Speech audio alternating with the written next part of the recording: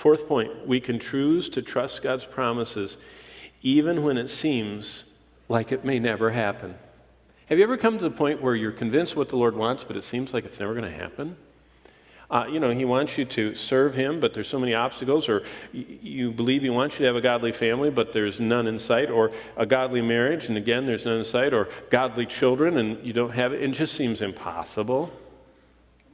It's amazing look at verse 17, what He says.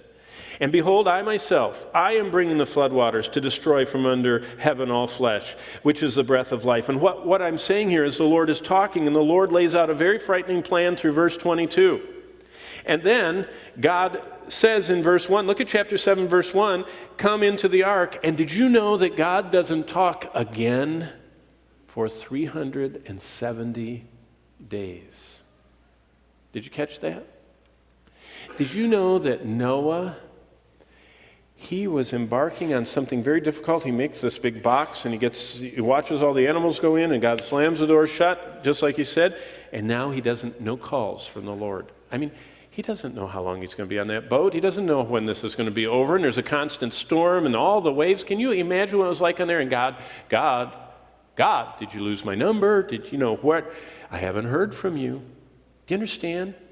It says specifically that in the 600th year, if you look at what it says, in the 600th year, look at verse 11. The 600th year of Noah's life, in the second month, in the 17th day of the month. That's chapter 7, verse 11. In that very same day, verse 13, they all went into the ark. And look all the way down to chapter 8 and verse 15. And it says, then God spoke to Noah. When was that? Verse 14. In the second month, on the 27th day of the month of the 601st year. That's verse 13. In the 601st year. Did you know God does not talk to him for 370 days? You know what that means? We can choose to trust God's promises even when it seems like they may never happen. God is silent for more than a year. The flood comes and the Lord doesn't speak again.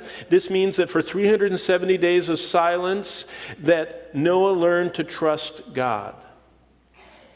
Even when he didn't know the storm when it was going to be over, even when he didn't know where the boat was going to land, even then when he didn't know what he was going to do with all those animals, and even when he didn't know what he was going to do with his kids, because they were asking him a million times, Dad, you got us in this boat, this ark. When is this going to be over? And he goes, I don't know. But God knows. And God asked us to come in. And we entered this ark. And God, His plan is to be followed, even when it seems like it may never happen.